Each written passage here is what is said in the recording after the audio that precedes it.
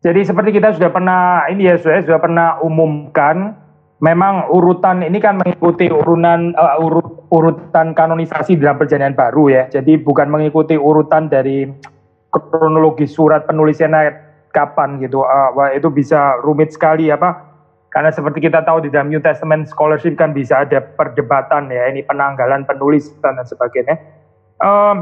Tapi meskipun demikian, saya pikir kita perlu aware, misalnya waktu kita bahas ini ya surat Galatia, ini lumayan konsensus ya, kalau secara relatif dibandingkan dengan surat Korintus, ini Galatia itu setelah Korintus, dibandingkan dengan Roma, ini adalah sebelum Roma. Jadi setelah Korintus dan sebelum Roma. Tapi karena kita urutannya di Alkitab Perjanjian Baru, kita kan Roma, Korintus, lalu terus kemudian Galatia gitu. Jadi kita mengikuti urutan ini. Tapi asal saudara tahu saja, ini secara tematik mengikuti atau setelah surat Korintus, dan ini adalah tulisan lebih early dari surat Roma. Maksudnya saya ini penting ya introduksi ini, karena waktu kita mau mempelajari tentang theology of the law, ya itu ada perkembangan ya di dalam ini pikiran Paulus gitu, di dalam surat Galatia dibandingkan dengan surat Roma. Misalnya di dalam surat Roma nggak ada pergumulan seperti yang terjadi di dalam surat Galatia. Di dalam surat Galatia ini kalau saudara membaca gitu, pandangannya quite one sided gitu, pandangan tentang law gitu, dan itu sangat bisa dimaklumi karena konteksnya memang sedang berperang dengan ini ya pandangan yang ekstrim, yang keliru ya, yang ke arah nominalisme, yang ke arah legalisme dan sebagainya. Ya, apa sih yang diperjuangkan Paulus di dalam surat ini? Ya, sederhana, yaitu Paulus sedang memperjuangkan Injil yang sejati. Kita sudah pernah kita sudah pernah bahas di dalam surat 2 Korintus. Di situ kita akan mengatakan Paulus ada orang-orang yang menyerang dia, lalu terus kemudian mereka mempertanyakan kerasulan daripada Paulus, legitimasinya itu apa sebetulnya, dan kita juga bisa mempelajari bagaimana Paulus menanggapi hal itu ya. Nah, di sini kita melihat lagi serangan yang mirip ya, ini tentang kerasulan Paulus di sini juga dipertanyakan gitu. Tapi sekali lagi sama seperti waktu kita membaca di dalam surat yang kedua Korintus itu ya, perjuangan Paulus itu bukan sedang mau membela dirinya sendiri gitu.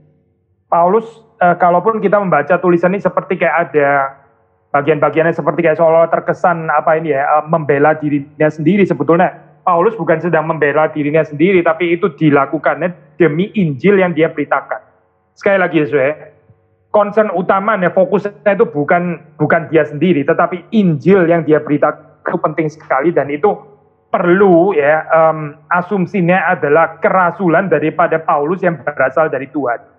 Maka waktu saudara membaca di dalam ini ya, pasal 1 itu jangan salah baca, seolah-olah di sini Paulus adalah seseorang kekanak-kanaan, terus kemudian pertanyakan kerasulannya, terus dia membela diri demikian rupa, banyak bicara tentang dirinya sendiri dan sebagainya, putar-putar ternyata sama saja ya, urusan ego dan sebagainya. Bukan ya, bukan. Tapi bagi Paulus ini semua penting ya, karena dengan menyatakan keaslian atau legitimasi daripada kerasulannya itu, dia bisa memperjuangkan Injil yang dia beritakan. Jadi sekali lagi ya, fokusnya itu adalah Injil yang sejati, yang nggak boleh diganggu di dalam hal ini. Maka saudara melihat ini di dalam struktur daripada surat Galatia. Sebelum kita masuk kepada pembahasan ini ya, mungkin outline-nya secara kasar gitu. Saudara melihat di sini, ini surat ini secara struktur sangat unik gitu, karena biasanya di dalam struktur suratnya Paulus itu kita mendapati ada bagian di mana dia mengucap syukur ya. Tapi bagian ini nggak ada gitu, missing ucapan syukur. Maksud saya memang di sini waktu kita membaca ayat 1 itu ada ya, ini siapa yang menulis, yaitu Paulus. Seorang rasul bukan karena manusia, bukan oleh seorang manusia, melainkan oleh Yesus Kristus, Allah Bapa yang telah membangkitkan dia dari antara orang mati. Saudara mendapati di sini Paulus itu menyatakan ya, menyaksikan legitimasi daripada kerasulannya yang bukan dipanggil oleh manusia, melainkan dipanggil oleh Kristus ya, diutus oleh Kristus. Lalu kemudian adresisnya juga disebut di dalam ayat yang kedua, kepada jemaat-jemaat di Galatia ya. Ada kalimat kasih karunia, damai sejahtera, ya ini standar ya. Lalu terus kemudian tentang Yesus Kristus yang menyerahkan dirinya karena dosa-dosa kita. Terus ada doksologi di dalam ayat kelima. Tapi terus kemudian biasanya Paulus kan, aku bersyukur kepada Tuhan ya ketika aku melihat pekerjaanmu, kan gitu ya di surat-surat yang lain. Tapi bagian ini coba saudara perhatikan. Ayat ke-6. Aku heran bahwa kamu begitu lekas berbalik daripada dia. Langsung ini ya, direct switch gitu ya, tone-nya di dalam hal ini. Paulus nggak basa-basi ya, nggak ada ini ya, kalimat-kalimat yang sok santun dan sebagainya, tapi dia langsung menegur di dalam hal ini ya. Dia langsung berurusan dengan isu yang terjadi di dalam jemaat di Galatia itu ya. Yaitu apa saya? Ada pemberitaan Injil yang lain di sini ya. Jadi sekali lagi ya, fokusnya itu waktu kita melihat di dalam argumentasi yang dibangun oleh Paulus itu adalah memperjuangkan Injil yang sejati ya, bukan Injil palsu, tapi Injil yang sejati. Nah, waktu sudah membaca di dalam ini ya, misalnya pasal 1 ini mulai dari ayat berapa ya ini ya? Ayat ya kalau di dalam penggalan LAI di sini mulai dari ayat 11 ya. Ini Paulus menceritakan bagaimana dia menjadi rasul. Ini bicara semacam apa ya? Argumentasi autobiografi ya. Ini mau menegaskan Injil yang diberitakan oleh Paulus itu. Jadi kalau sudah membaca, misalnya ya kita baca beberapa ayat di sini ya, cuplikan. Sebab aku menegaskan kepadamu saudara-saudaraku bahwa Injil yang kuberitakan itu bukanlah Injil manusia. Karena aku bukan menerima dari manusia, bukan manusia yang mengajarkan kepadaku, tetapi aku menerimanya oleh penyataan Yesus Kristus. Sebab kamu telah mendengar tentang hidupku dahulu dalam agama Yahudi, tanpa batas aku menganiaya jemaat Allah. 14, di dalam agama Yahudi aku jauh lebih maju dari banyak teman yang sebaya dengan aku. 15, tetapi waktu ia, Tuhan yang telah memilih aku sejak kandungan ibuku, memanggil aku oleh kasih karunia-Nya, berkenan menyatakan anaknya di dalam aku, supaya aku memberitakan dia di antara bangsa-bangsa bukan Yahudi. Maka sesaat pun aku tidak minta pertimbangan kepada manusia, juga aku tidak pergi ke Yerusalem mendapatkan mereka yang telah menjadi rasul sebelum aku. Tetapi aku berangkat ke tanah Arab dan dari situ kembali lagi ke Damsyik. Saudara perhatikan di sini ya. Apa sih kepentingan daripada autobiografi Paulus ini? Tidak lain tidak bukan mau menyatakan bahwa Injil yang dia terima itu dia terima langsung daripada Allah ya, dari Yesus Kristus. Jadi dia di sini nggak memerlukan legitimasi daripada Jerusalem Authority. Itu yang dia katakan di situ ya. Saudara membaca di dalam. Ini bukan berarti Paulus nggak menghargai Yerusalem ya, jangan salah mengerti ya. Tapi bahwa dia bukan dipanggil, dia bukan diutus dari Yerusalem, sehingga dia bukan ya harus mempertanggungjawabkan itu kepada ini ya, itu otoritasnya ada di Yerusalem. Jadi Paulus di sini insist, dia mengatakan bahwa Injil yang dia terima itu ya dia pelajari langsung dari Allah, dia terima langsung daripada Tuhan ya. Maka autobiografinya ini mau menyatakan bahwa Injil yang diberitakan Paulus itu ada certain sovereignty gitu. Kita pakai istilah ini ya, sovereignty. Bukan berarti di dalam pengertian bahwa Injil yang diberitakan Paulus itu kemudian bentur dengan Injilnya Petrus ya, pasti bukan. Pasti nggak ada benturan gitu ya. Tapi mau menekankan sekali lagi bahwa Paulus itu menerimanya secara pribadi dari Tuhan. Saudara perhatikan sekali lagi ya, ayat 17 ya. Juga aku tidak pergi ke Yerusalem mendapatkan mereka yang telah menjadi rasul sebelum aku. Kalimat ini penting ya. Tetapi toh kemudian 3 tahun kemudian aku pergi ke Yerusalem untuk mengunjungi Kefas. Aku menumpang 15 hari di rumahnya. Jadi dia bukan nggak menghargai orang-orang di Yerusalem, pemimpin-pemimpin gereja di Yerusalem. Bukan itu ya. Tapi bahwa mau mengatakan Injil yang dia terima itu dia terima langsung dari Tuhan. Termasuk juga kalau saudara membaca di dalam pasal yang kedua, nah di sini setelah bicara tentang argumentasi autobiografi, pasal kedua itu ya ini semacam apa ya, ya church history gitu ya, church history, bagaimana cerita tentang pelayanan Paulus di situ. Memang ini tentang Paulus ya, tapi enggak sepersonal seperti yang di dalam pasal yang pertama. Kalau pasal pertama itu lebih sifatnya autobiografi.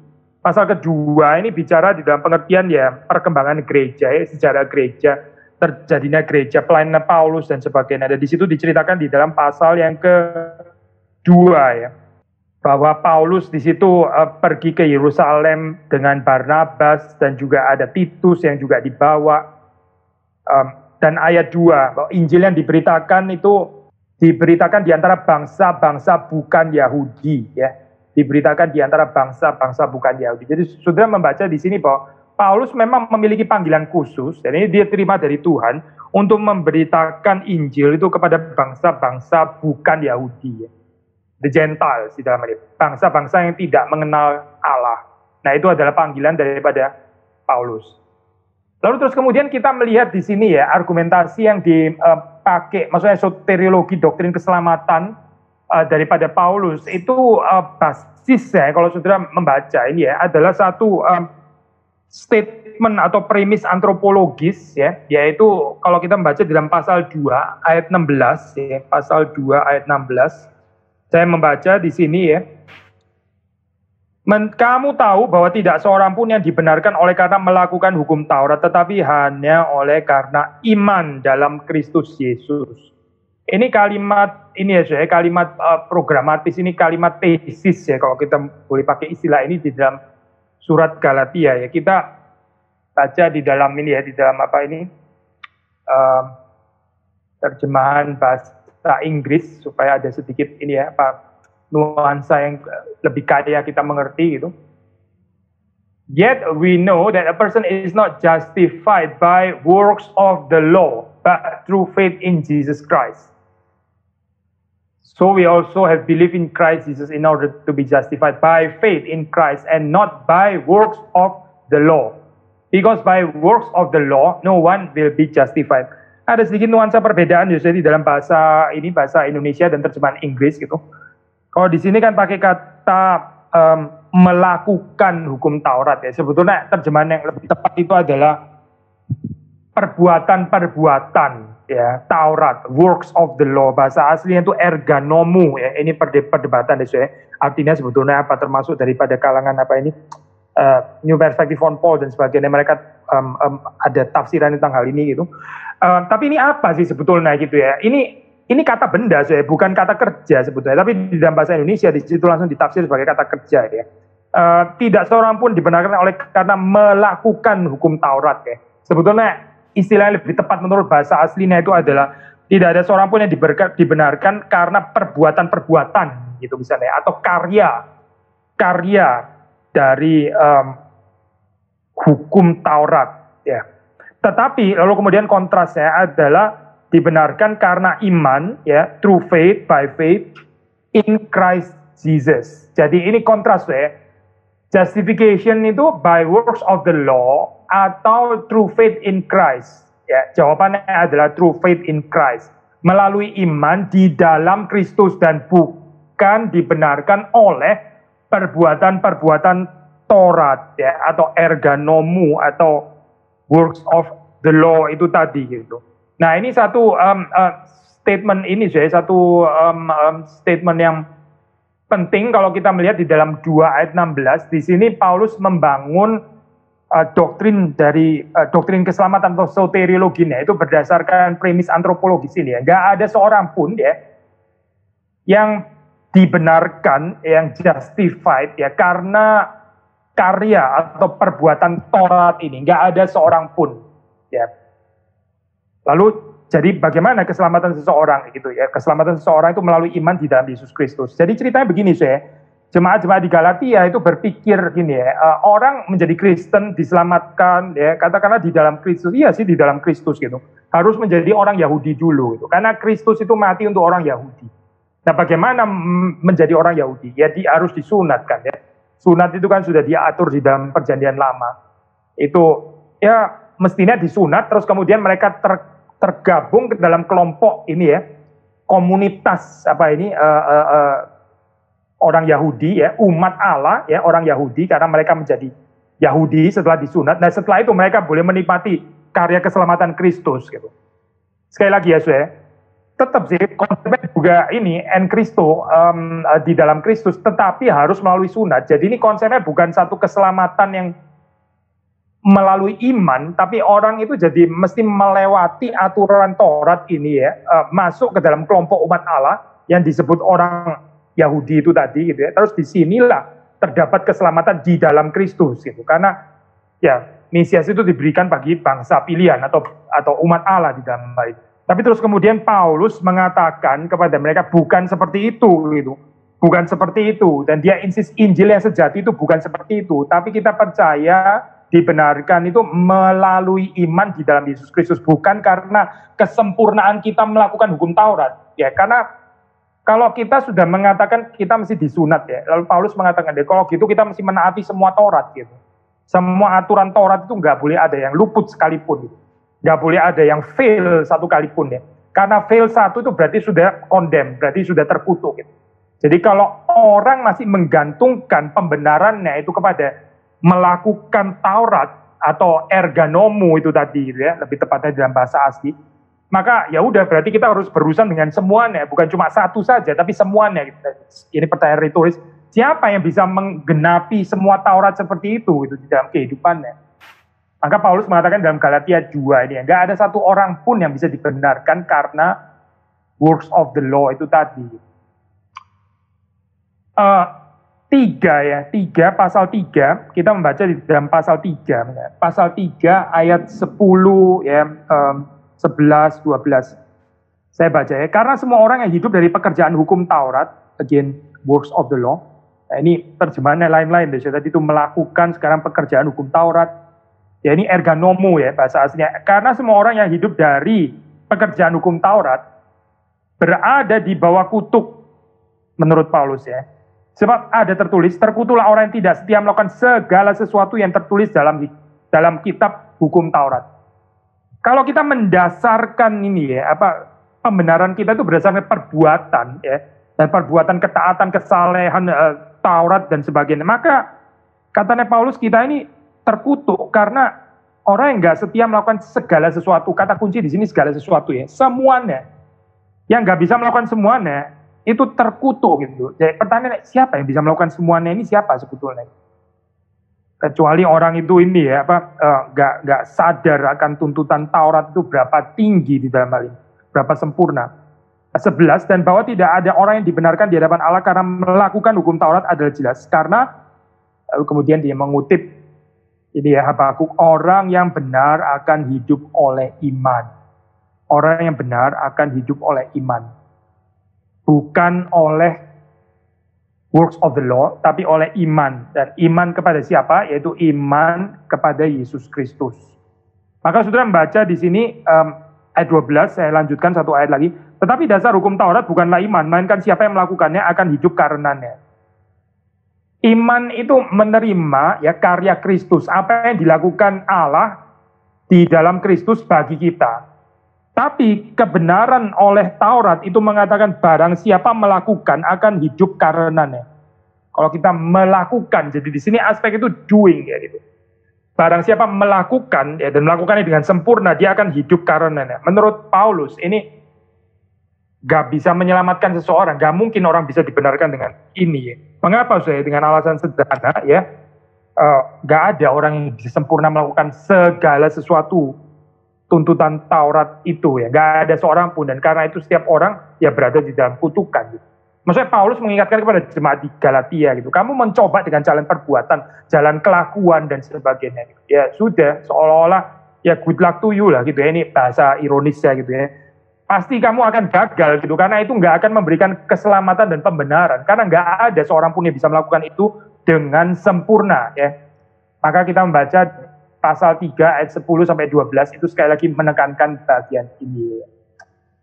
Manusia itu pada dasarnya gagal. Waktu dia melakukan Taurat itu dia gagal. Kalau dia rendah hati dia tahu dia gagal. Ya, maka argumentasinya kita membaca di dalam ini 22 masih dalam pasal 3 ya. Tetapi kitab suci telah mengurung segala sesuatu di bawah kekuasaan dosa, supaya oleh karena iman dalam Yesus Kristus janji itu diberikan kepada mereka yang percaya. Bukan Taurat ya, nah ini terutama kita sedikit pinjam perspektifnya surat Roma, nanti di dalam Roma lebih jelas ya. Tapi kita karena terbalik bahasa, kita bahas Roma dulu baru Galatia ya, ada baiknya juga. Jadi kita bisa membaca Galatia ini dari pikiran Paulus yang sudah lebih develop nanti belakangan setelah dia menulis surat Roma. Yaitu dosa itu ya membuat orang itu akhirnya nggak mungkin bisa mendapatkan pembenaran melalui ketaatan Taurat itu tadi gitu. Karena kuasa dosa. Kalau saudara melihat ya di dalam 22 ini. Kitab suci telah mengurung segala sesuatu di bawah kekuasaan dosa ya. Dosa itu membuat Taurat itu jadi ya nggak bisa menolong, jadi insufficient ya. Jadi di sini waktu kita membaca di dalam bagian ini, waktu bicara tentang jalan keselamatan ya, Paulus mengingatkan bahwa Taurat itu insufficient. Insufficientnya karena apa? Ya karena kuasa dosa ini. Mereka yang apa ini sih? Mereka yang merasa mampu untuk menaati ya perintah Allah, hukum-hukum Allah dan sebagainya. Itu mereka ini orang-orang seperti ini biasanya itu underestimate kuasa dosa. Mereka nggak punya kepekaan terhadap dosa ya. Mereka pikir mereka sudah apa ini ya, sudah lulus gitu ya, sudah lumayan saleh. Karena mereka underestimate itu kuasa dosa itu. Saya sekali lagi mengacu kepada ini ya, mengacu kepada pemuda yang kaya itu kan ya. Yesus bicara tentang Taurat, ya memang ini bukan perspektif Paulus ya, tapi perspektif Lukas. Cuma kita bahas ini dalam kaitan Galatia boleh juga. Yesus kan mengatakan apa yang tertulis di dalam Taurat gitu ya. Untuk dia jawab dengan self confident, dia mengatakan, oh ini saya sudah tahu sejak dari masa kecilku, saya juga sudah taat, sudah melakukannya gitu ya. Tapi terus kemudian setelah Yesus mengatakan jualah segala milikmu dan ikutlah aku, baru tahu hukum pertama saja dia nggak lulus. Ada berhala di dalam kehidupannya. Dia tidak menjadikan Tuhan itu sebagai satu-satunya yang disembah. Tapi dia ada mamon di dalam kehidupannya. Dia nggak rela untuk melepaskan itu. Tapi dia klaim katanya dia sudah tahu dari kecil. Dia sudah melakukan itu gitu ya. Dengan bangganya dan sebagainya. Inilah saya contoh orang yang underestimate kuasa dosa. Dia pikir dia itu saleh. Dia pikir dia cinta Tuhan. Dia pikir dia adalah orang yang taat lah lumayan gitu ya. Tapi ternyata dia itu banyak bolongnya, dia nggak sadar itu. Itu namanya underestimate kuasa dosa. Nah saudara membaca di dalam ayat 22 itu dikatakan seperti itu ya. Kitab suci telah mengurung segala sesuatu di bawah kekuasaan dosa. Supaya ya oleh karena iman, melalui iman dalam Yesus Kristus, janji itu diberikan kepada mereka yang percaya. Jadi kalau ada jalan keselamatan itu satu-satunya adalah melalui iman kepada Yesus Kristus. Apa yang Allah kerjakan ya di dalam Kristus bagi kita, bukan perbuatan apa ya yang kita kerjakan bagi Allah gitu, melainkan apa yang Allah kerjakan bagi kita ya. Menjadi beggar atau pengemis itu sulit ya, sulit gitu. Manusia itu sombong, termasuk juga sombong di hadapan Tuhan. Kalau di hadapan manusia nggak usah ngomong jelas, kita sudah tahu itu. Tapi di hadapan Tuhan pun kalau dia masih bergantung, hanya menerima gitu ya. Seperti kayak gimana gitu ya. Kita kalau bisa itu ada sumbangsi juga. Gitu. Kalau bisa gitu ada bagiannya. Ya katakanlah 10%, 12%. Gitu. Lumayan lah gitu ya. 90%-nya Tuhan gak masalah. Tapi paling gak saya ada 10% gitu ya. 10% saja gitu. Seperti kayak sungkan. Masa saya gak berbagian sama sekali. Seperti kayak gimana ya. Kok saya cuma menerima doang dan sebagainya. Itu sebenarnya kecongkaan tidak sadar di dalam hal ini. Tapi kalau kita mau mengerti profil teologi daripada surat Galatia yang diperjuangkan oleh Paulus, Injil sejati, yaitu ini. Sekali lagi ya, bukan kita berbuat apa kepada Tuhan, tapi apa yang Tuhan lakukan bagi kita. Ya, jadi kita ini menerima melalui iman. Kesempurnaan korban Kristus itu diterima melalui iman. Ini adalah justification through faith, ya, through faith. Seperti yang diajarkan di dalam surat Galatia. Nah, Paulus mengingatkan bahwa orang-orang Galatia yang sudah pernah diajar Injil yang sejati, mereka itu seharusnya itu mengerti ya apa artinya tidak hidup di bawah hukum Taurat, tapi hidup di bawah kasih karunia. Tapi mereka sudah mengerti Injil yang sejati seperti kayak mau balik lagi kepada perhambaan hukum Taurat. Itu yang Paulus nggak bisa mengerti gitu. Seperti kayak mereka balik lagi kepada keadaan yang diperhamba oleh hukum Taurat. Padahal mereka sudah dimerdekakan daripada itu. Kita membaca di dalam ini Galatia pasal yang kelima, ayat yang ke-18. Misalnya kita membaca dalam ayat yang ke-18. Jadi kita baca daripada eh, ayat yang ke-16 ya. Maksudku ialah hiduplah oleh roh, maka kamu tidak akan menuruti keinginan daging. Lalu 17 itu dia bicara tentang keinginan daging yang berlawanan dengan keinginan roh. Lalu 18, akan tetapi jikalau kamu memberi dirimu dipimpin oleh roh, maka kamu tidak hidup di bawah hukum Taurat. Menarik saya, kalau sudah melihat di sini 17 itu bicara ini keinginan roh ya, dikontraskan dengan keinginan daging ya.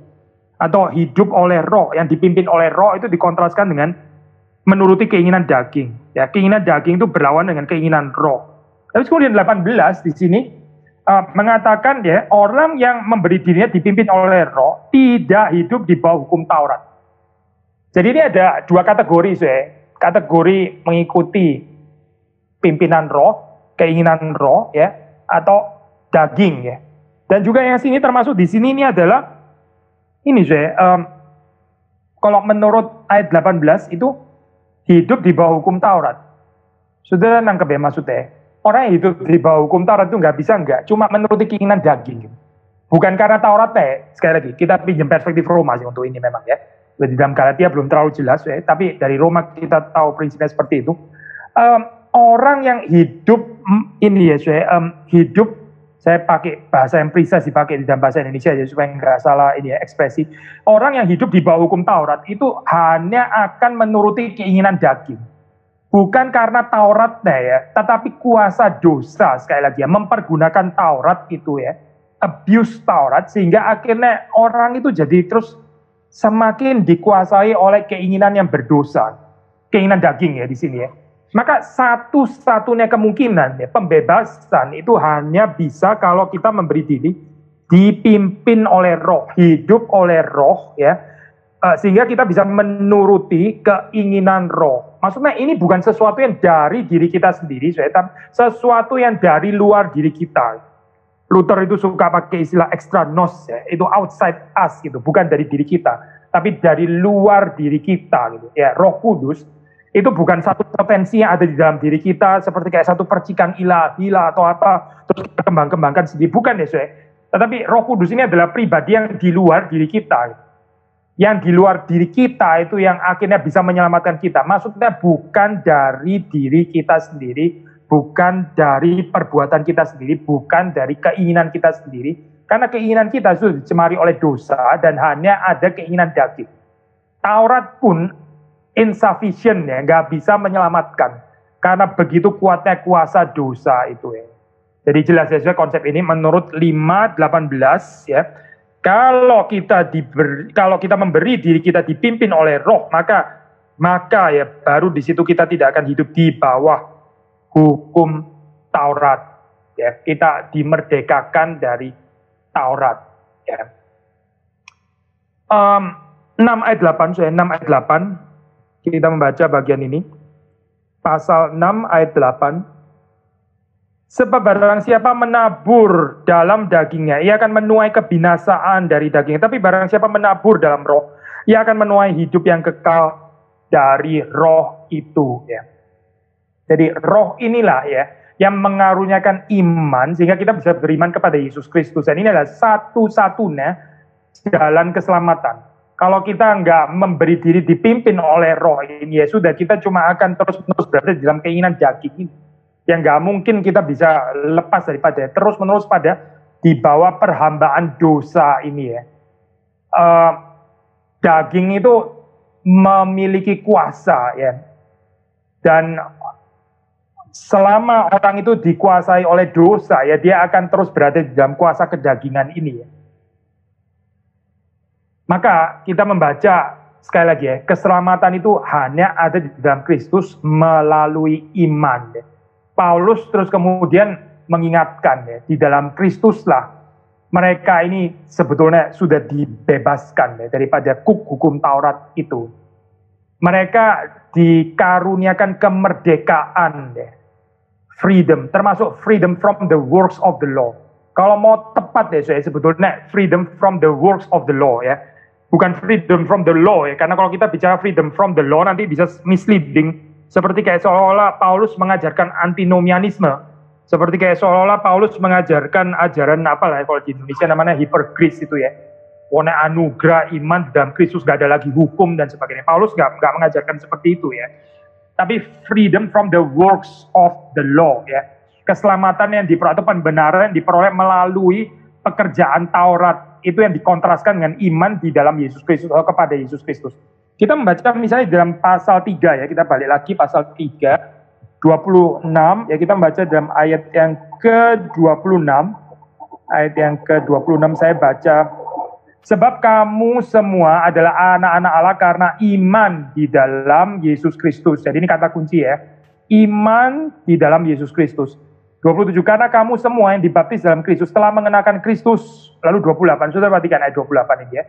Dalam hal ini tidak ada orang Yahudi atau orang Yunani, tidak ada hamba atau orang merdeka, tidak ada laki-laki atau perempuan, karena kamu semua adalah satu di dalam Kristus. Saudara familiar ya, kaitan antara Injil dan righteousness. Injil itu nggak bisa partiality ya, Injil itu non-partiality, nggak boleh memihak ya, dan sebagainya. Tapi kita tanya ya, kepentingannya ayat 28 ini apa ya, setelah dibicarakan iman di dalam Yesus Kristus. Terus kemudian Paulus mengatakan ini ya, kamu sudah mengenakan Kristus. Terus kenapa dia bicara gak ada lagi orang Yahudi, orang Yunani, hamba, merdeka, laki-laki, perempuan. Maksudnya relativisasi ini untuk apa gitu, di dalam konteksnya. Sekali lagi ya, tadi kita mengatakan bahwa jemaat Galatia itu dibujuk ya oleh pengajar-pengajar palsu yang mengajarkan Injil yang berbeda, yaitu mengatakan kamu kalau diselamatkan, ya oke lah, kamu memang diselamatkan oleh Kristus, diselamatkan di dalam Kristus itu nggak salah. Tapi Kristus mati untuk bangsa pilihan, Kristus mati untuk orang Yahudi. Jadi ya, kamu kalau mau diselamatkan di dalam Kristus, kamu harus menjadi orang Yahudi. Nah, bagaimana menjadi orang Yahudi proselit? Ya itu disunat gitu. Kamu disunat, jadilah orang Yahudi ya, baru kamu menerima keselamatan di dalam Kristus, karena Kristus itu mati untuk orang Yahudi. Kristus itu mati untuk komunitas orang Yahudi ya. Maka saya di sini kita melihat Paulus mengatakan ya, iman ya kepada Yesus Kristus itu merelativisasi nih ya, superioritas daripada orang Yahudi itu. Maka dia mengatakan ayat ke-28 ini, tidak ada orang Yahudi atau orang Yunani. Maksudnya sudah mengerti ya poinnya. Kamu gak harus jadi orang Yahudi yang superior itu, yang merasa diri superior. Terus karena cuma mereka yang diselamatkan. Tidak, Kristus itu juga mati untuk bangsa-bangsa lain. Dan jalan itu terbuka melalui iman ya. Bukan dengan kamu menaati Tauratnya orang Yahudi ya. Lalu kemudian yang taat itu kamu menjadi seperti orang Yahudi, lalu kamu akhirnya diselamatkan di dalam Kristus. Tidak, karena di dalam Kristus itu nggak ada lagi Yahudi, Yunani, hamba, merdeka, laki-laki, perempuan, dan sebagainya. Saudara mengerti ya? Jadi dalam hal ini saya, kalau saudara familiar dengan argumentasi ini ya, New Perspective on Paul, misalnya orang seperti James Dunn, kan mengatakan ya, dimaksud works of the law ya di dalam hal ini adalah ya ini semacam identity marker ya, identity marker ya. Sunat itu termasuk identity marker, dan ini yang sangat dibanggakan oleh orang Yahudi. Ya, orang Yahudi itu punya Torah, ya nggak seperti bangsa-bangsa lain.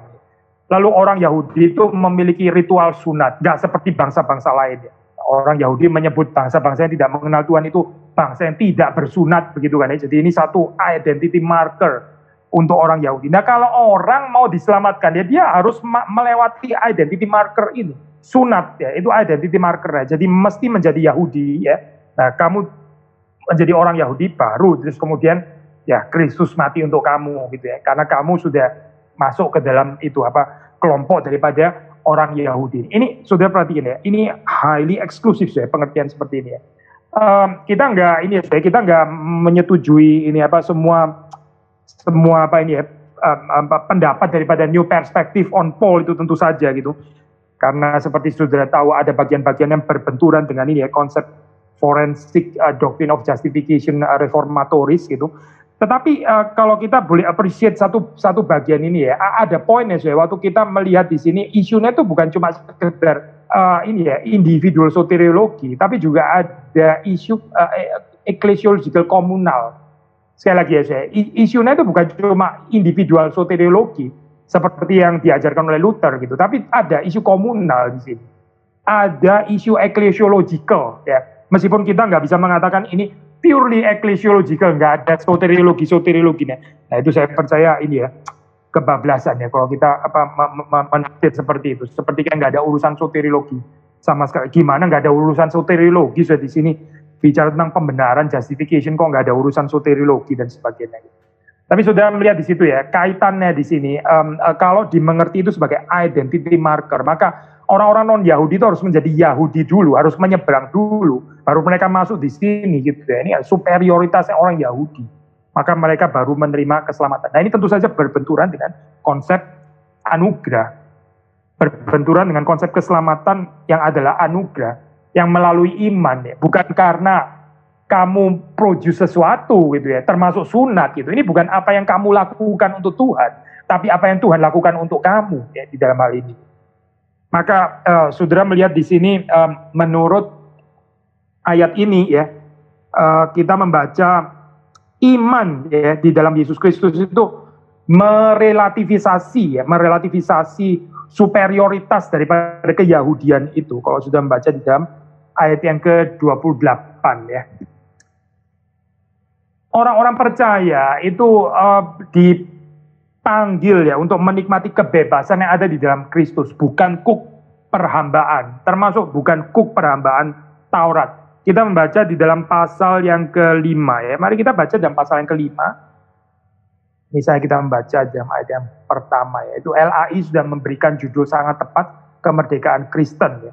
Supaya kita sungguh-sungguh merdeka, Kristus telah memerdekakan kita, karena itu berdirilah teguh dan jangan mau lagi dikenakan kuk perhambaan. Kuk perhambaan, works of the law itu tadi gitu, itu termasuk perhambaan. Itu slavery, enslavement ya. Tapi Kristus memberikan kepada kita itu kemerdekaan, termasuk kemerdekaan daripada kuk hukum Taurat itu.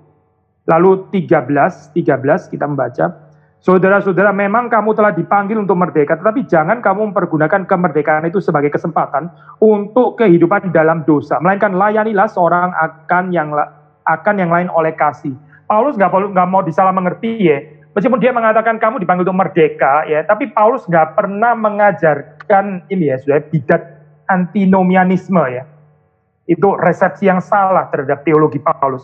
Sama seperti kita di Protestan ini ya, Reform Lutheran itu seringkali dituduh dari typical outsider perspektif mengajarkan antinomianisme dengan konsep forensic doctrine of justification gitu ya. Ini apa terus kemudian jadi begitu ya, sekali selamat tetap selamat ya, kekal dan sebagainya.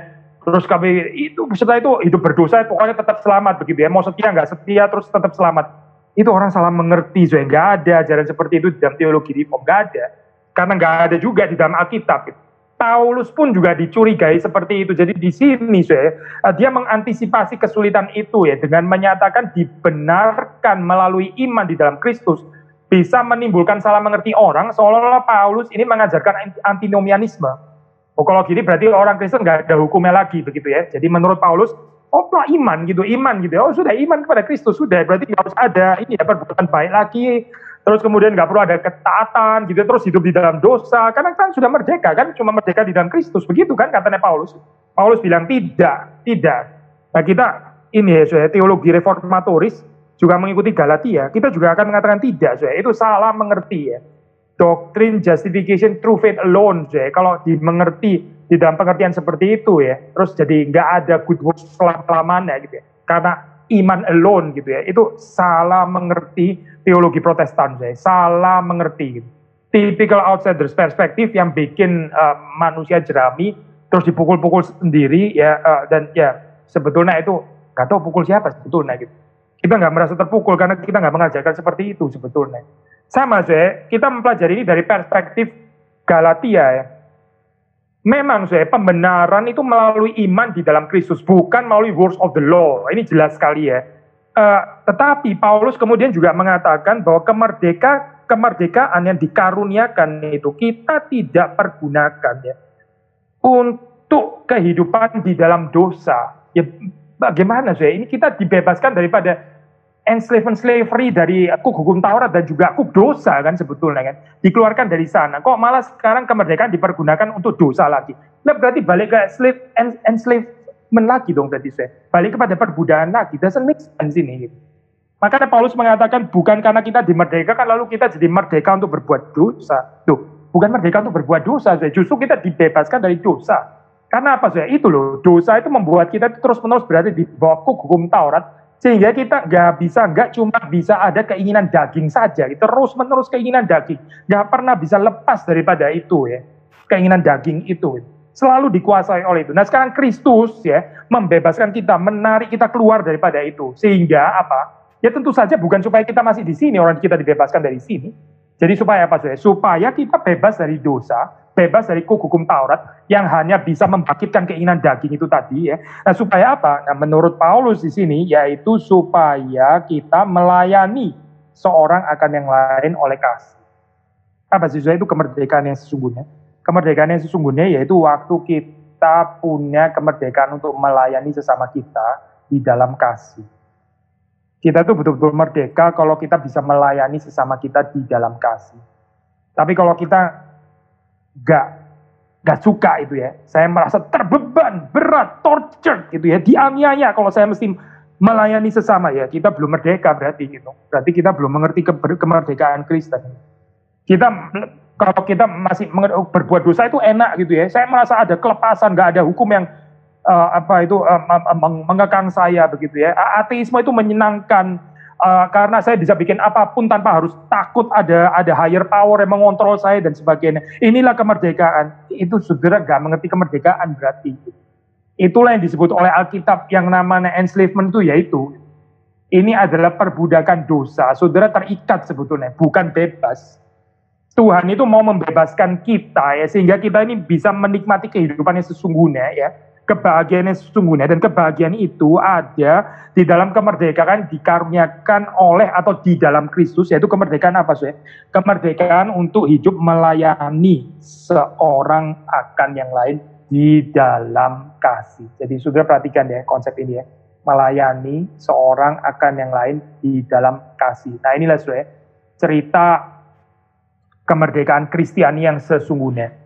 Maka tidak heran saya kalau juga di dalam Galatia 5 sudah membaca di situ ya, ini Paulus bicara tentang buah roh kan ya. Pasal 5 ayat 22-23. Ini dikontraskan dengan perbuatan daging ya, perbuatan daging. Works of the flesh. Lalu terus lawannya adalah fruit of the spirit ya. Kenapa saya ini paralelisasi ini ya? Saudara ingat ya, tadi kita bahas, orang yang di bawah hukum Taurat itu dikuasai oleh keinginan daging. Akibatnya apa? Ya inilah, yang dibuahi itu akhirnya apa? Menimbulkan apa? Ya ini, perbuatan-perbuatan daging. Percabulan, kecemaran, hawa nafsu, penyembahan berhala, sihir, perseteruan, perselisihan, iri hati, amarah, kepentingan diri sendiri, percideraan, roh pemecah, kedengkian, kemabuan, pesta pora, dan sebagainya. Nah inilah saya, orang yang hidup di bawah hukum Taurat, yang nggak dibebaskan daripada works of the law, ya dia ini akhirnya gitu. Karena hanya bisa dikuasai oleh keinginan daging yang ditimbulkan hanya perbuatan daging. Tetapi saya, orang yang dimerdekakan di dalam Kristus melalui iman oleh Roh Kudus ya. Roh Kudus itu akan menghasilkan, akan memberikan buah ya 22 dan 23.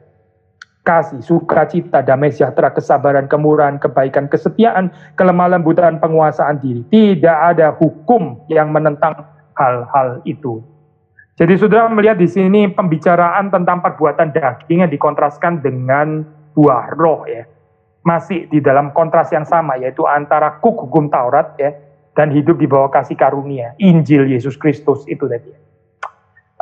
Jadi kalau sudah melihat di dalam profil teologi dari surat Galatia, memang theology of the law di sini ya, Paulus itu ya cenderung negatif itu ya, one-sidedly negatif. Unlike profil theology of the law Paulus di dalam surat Roma ya, yang lebih balance ya. Kita sudah pernah bahas ini, saya nggak mau mengulangi ini lah. Tapi di dalam Galatia itu karena Paulus konteksnya berhadapan dengan orang-orang yang cenderung kepada nomianisme begini ya, maka teologinya Paulus itu juga jadi one-sidedly melihat the law itu cenderung negatif. Kita bisa belajar daripada prinsip ini ya, teologi yang baik itu ada aspek kairos ya, memperhatikan konteks gitu ya. Saudara feel free to be one-sided kalau konteksnya itu memang mengharuskan kita seperti itu. Paulus nggak perlu bicara balance di sini karena dia sedang menghadap menghadapi jemaat yang menyeret ya, memperjuangkan satu konsep pembenaran melalui words of the law, sehingga dia harus berbicara di dalam hal ini ya one-sidedly mengatakan bahwa law itu negatif gitu. Sekali lagi, saudara mengerti ya poin ini ya. Saudara nggak harus setiap kali berbicara itu dialektis gitu ya. Dialektis itu Hegelian dialektik gitu ya. Kadang-kadang itu saya bukan berarti nggak ada tepatnya. Kalau kita mengajar ya kita mengajarnya itu sebisa mungkin komplit gitu ya. Puzzle-nya itu sebisa mungkin komplit gitu, jangan one-sided. Tapi waktu kita ini ya melakukan teologi dalam konteks tertentu ya, feel free to be one-sided. Seperti Paulus ini juga one-sided. Dia nggak membicarakan seperti dalam surat Roma bahwa Taurat itu sebetulnya ada baiknya juga, ya kudus dan sebagainya. Itu nggak ada di Galatia ini. Kalau sudah membaca ya profilnya itu melulu negatif, boleh dikatakan seperti itu ya. Kita baca aja supaya ini ya, saudara ini. Misalnya ya, Paulus itu mengontraskan antara Taurat ya dengan promise, dengan janji. Ya. Janji itu ada terlebih dahulu. Taurat itu baru datang belakangan. Misalnya di dalam Galatia 3 ya. Kita membaca di dalam Galatia 3. Kita membaca misalnya ayat ke-15 ya. Di situ LAI tepat ya, memberikan judul, ini hukum Taurat atau janji. Saya baca ya, 3 ayat 15. Saudara-saudara, baiklah ku pergunakan suatu contoh dari hidup sehari-hari, suatu wasiat yang telah disahkan.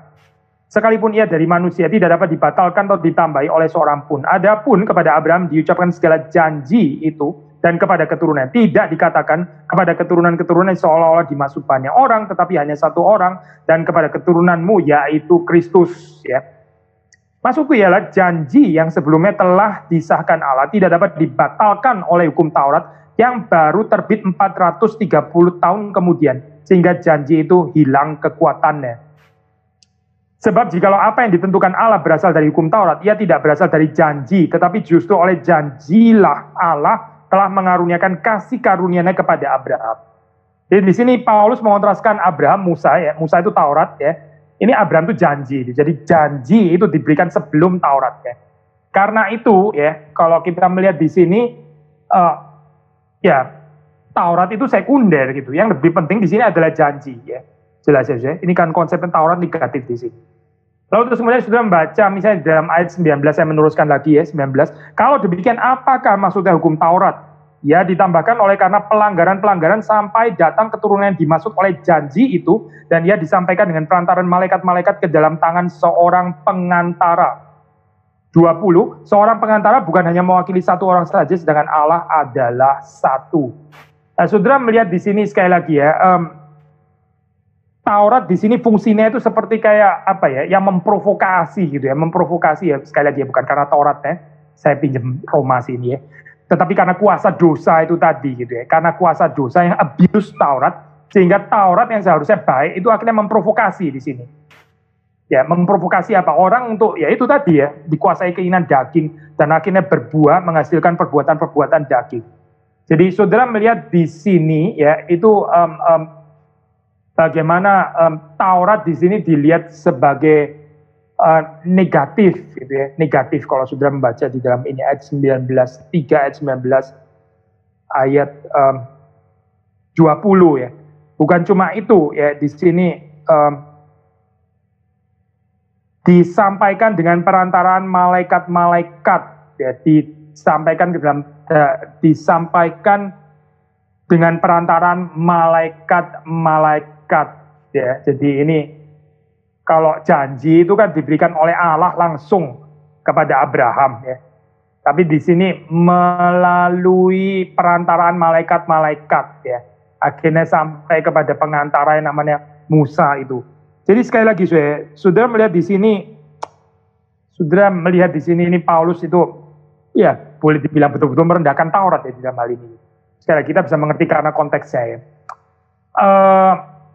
3 ayat 23 ya, 3 ayat 23. Sebelum iman itu datang, kita berada di bawah pengawalan hukum Taurat dan dikurung sampai iman itu telah dinyatakan. Saudara melihat konsep apa di sini? Jadi hukum Taurat itu dilihat sebagai satu pengawal di sini, sebagai satu pengawal ya. Sampai apa? Yaitu pengawalan hukum Taurat sampai iman itu kemudian dinyatakan. Sehingga ini yang dibilang oleh Luther gitu ya. Dari Taurat kita mengenal dosa, itu kan sebetulnya diambil dari Paulus ya. Taurat itu membawa kita pada pengenalan bahwa kita ini berdosa, sehingga membawa kita untuk beriman kepada Yesus Kristus. Karena di sini jalan keselamatan. Gitu. Taurat itu menyatakan bahwa kita ini nggak bisa menaati hukum Allah. Dan bahwa kita ini gagal. Itu tahunnya melalui Taurat yang adalah pengawal ini ya, kalau pinjam bahasannya. Paulus, lalu 25. Sekarang iman itu telah datang, karena itu kita tidak berada lagi di bawah pengawasan penuntun. Taurat disebut sebagai pengawasan penuntun ya, yang direlativisasi oleh iman. Waktu iman itu datang, Taurat itu sudah cuma pengawasan penuntun masa lampau di sini ya. Jadi saudara melihat di sini gambarannya itu negatif ya. Kalau saudara membaca itu, saudara masih bisa membaca lagi misalnya di dalam pasal 4 ya. Pasal 4 misalnya di dalam ayat yang kedua. Tetapi ia berada di bawah perwalian dan pengawasan sampai pada saat yang ditentukan oleh Bapaknya. Ayat yang ketiga, demikian pula kita selama kita belum akil balik, kita takluk juga kepada roh-roh dunia. Ya ini ayat yang terakhir. Sudah melihat di situ bagaimana Paulus itu menggambarkan Taurat itu betul-betul negatif di sini di dalam surat Galatia ya. Nanti di dalam Roma baru dia bisa mengembangkan teologi Taurat itu dengan lebih balance ya. Karena Karena di Roma nggak ada persoalan nomianisme seperti di dalam jemaat Galatia di sini. Tapi menghadapi jemaat yang sangat memegahkan pembenaran ya melalui works of the law. Nah, Paulus sangat berseberangan dengan mereka mengatakan bahwa Taurat itu apa sih sebetulnya? Taurat itu cuma pengawal, penuntun ya. Diberikannya juga bukan langsung melalui perantaran malaikat dan seterusnya dan seterusnya. Jadi saudara melihat di situ Paulus seperti kayak merendahkan Taurat di situ ya. Bukan dia mau membawa kepada ajaran antinomianisme, bukan ya saudara. Nah kalau saudara mengerti profil surat Galatia, saudara bisa mengerti perjuangan daripada para reformator yang juga sama disalah mengerti seperti Paulus di dalam hal ini ya. Dituduh mengajarkan ajaran antinomianisme, dituduh mengajarkan ajaran vain confidence ya, sekali selamat tetap selamat, gak peduli dia setia nggak setia, gak peduli dia tetap beriman atau nggak beriman, nggak peduli dia ada good works, nggak ada good works, nggak peduli dia tetap terjun bebas ke dalam dosa, pokoknya sekali selamat tetap selamat. Itu salah mengerti, salah mengerti teologi reform, salah mengerti teologi reformatoris. Tapi kita bukan yang pertama, Paulus pun juga sudah disalah mengerti seperti itu. Kenapa ya di dalam pengajaran teologi reformatoris mengajarkan seperti itu? Sama, karena konteksnya sangat mirip dengan konteks yang diajarkan oleh yang dihadapi oleh Paulus di dalam surat Galatia ini ya. Tetapi sekali lagi waktu Paulus mengatakan seperti itu ya, menggambarkan itu tentang Taurat ya. Sebetulnya motivasi terdalamnya itu mau meninggikan Kristus. Yang penting bagi Paulus itu adalah Injil Yesus Kristus. Bukan works of the law ya, tetapi Kristus Yesus ya, karyanya, pengorbanannya ya, kebenarannya, his righteousness, his obedience. Nah inilah yang kita imani waktu kita melalui iman ya, kita percaya kepada kesempurnaan korban Kristus, kita dibenarkan. Nah tentu saja seperti dikatakan nggak usah pakai surat Roma bahkan di dalam Galatia sendiri. Kalau kita sudah dibenarkan, kita menerima kemerdekaan, lalu terus kemudian apa? Terus hidup di dalam dosa? Tidak. Orang yang dipimpin roh itu di dalam kehidupan itu menghasilkan fruit of the spirit, ada buah roh. Jadi jauh sekali daripada ini ya, daripada lawlessness, daripada kehidupan yang mencintai dosa, kehidupan yang karena percaya sekali selamat tetap selamat, terus kemudian hidup sembrono ya, nggak setia kepada Tuhan dan sebagainya. Jauh sekali daripada gambaran seperti itu. Itu bukan gambaran di dalam surat Galatia, dan itu juga bukan yang dipercaya di dalam teologi reformatoris ya, bukan gitu. Tapi bersama dengan Paulus ya, kita mau meninggikan Kristus gitu. Ini motivasinya itu adalah kita diselamatkan ya, semata-mata karena Kristus. Gak ada plus-plus tambahan apa-apa lagi, gak ada. Jesus is the only savior. Dia adalah juru selamat kita yang satu-satunya. Melalui dia dan hanya di dalam dan melalui dia dan oleh dia ya, kita diselamatkan. Kita ada persekutuan dengan Bapa. Jadi intinya di sini mau membawa kepada kemuliaan Kristus. Kalaupun waktu di dalam tulisannya saudara membaca seperti kok Paulus seperti kayak sangat menghina Taurat dan sebagainya. Sebetulnya sekali lagi bukan menghina Taurat ya.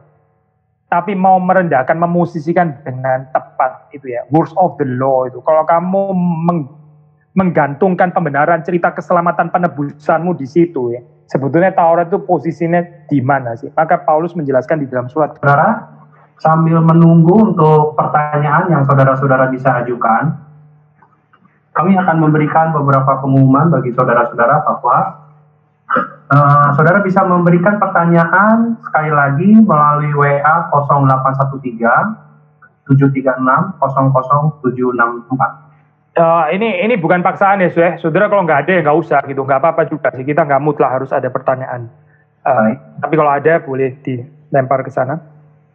Baik, pengumumannya adalah bahwa besok pagi kita akan melanjutkan pembahasan mengenai Katekismus Heidelberg bersama Pendeta Billy Kristanto dengan tema Jesus the Only Savior. Ini adalah pertanyaan ke-29 dan 30. Harap saudara sudah memperhatikan, yaitu pukul 8 pagi. Untuk live streaming, saudara dapat mengikutinya melalui website GRI, melalui YouTube, dan juga melalui Facebook Sola Dei Gloria. Baik, selanjutnya adalah pada malam hari ini, pukul 7, GRI Pusat akan mengadakan online streaming bertemakan Serving God in the Age of Narcissism, yang akan dibawakan oleh Pendeta Ivan Kristiono. Saudara-saudara setelah ini mungkin dapat bergabung dengan event ini. Harap memperhatikan live streaming melalui Pusat GRI ORG Live. Baik, selanjutnya adalah lektur publik yang diadakan oleh STT Reform Injil Internasional pada hari Minggu pada 14 Juni akan bertemakan teologi penebusan yang akan dibawakan oleh Pendeta Billy Kristanto. Saudara-saudara dapat mencatatnya di dalam agenda saudara. Pada hari Minggu jam 5 sore kita dapat mengikutinya bersama Pendeta Billy Kristanto. Baik saudara-saudara, kita akan mengakhiri PA pada malam hari ini. Kita dapat diberikan kesempatan bagi saudara-saudara yang mendapatkan berkat melalui PA ini dapat berbagian di dalam persembahan dengan QR code yang tersedia maupun transfer kepada rekening GRI Kelapa Gading 075 302 0303. Baik, sekian untuk informasinya saudara-saudara. Kita akan menutup PA pada malam hari ini. Saya minta Pak Billy untuk pimpin kita di dalam doa persembahan dan penuh penutup. Mari kita berdoa. Tuhan, kami bersyukur kami masih diberikan kesempatan untuk mempelajari firman Tuhan, dan kami mohon supaya Tuhan terus mengarahkan hati kami untuk mempunyai kerinduan yang dalam semakin mengenal Engkau dengan mengenal firman Tuhan. Kami berdoa supaya Roh-Mu yang kudus boleh membawa kami ke dalam seluruh kebenaran kitab suci ini, seluruh kebenaran firman-Mu, sehingga kami sungguh-sungguh menikmati apa artinya hidup dalam kemerdekaan yang ada di dalam Kristus, bisa melayani satu dengan yang lain di dalam kasih, dan juga bisa di dalam anugerah Roh-Mu yang kudus di dalam kehidupan kami didapati buah roh yang manis yang boleh Tuhan nikmati daripada kami. Terima kasih Tuhan, Engkau memberkati anak-anak-Mu, memberkati kami semua, dan tolong supaya kami boleh terus bertumbuh hari demi hari, boleh semakin menikmati persekutuan di dalam Yesus Kristus yang ada di dalam kehidupan kami. Terima kasih Tuhan, kami menyerahkan gereja-Mu, kami menyerahkan anak-anak Tuhan, kami menyerahkan seluruh dunia ini dalam belas kasihan dan anugerah Tuhan. Demi Yesus Kristus kami berdoa, kami bersyukur. Amin.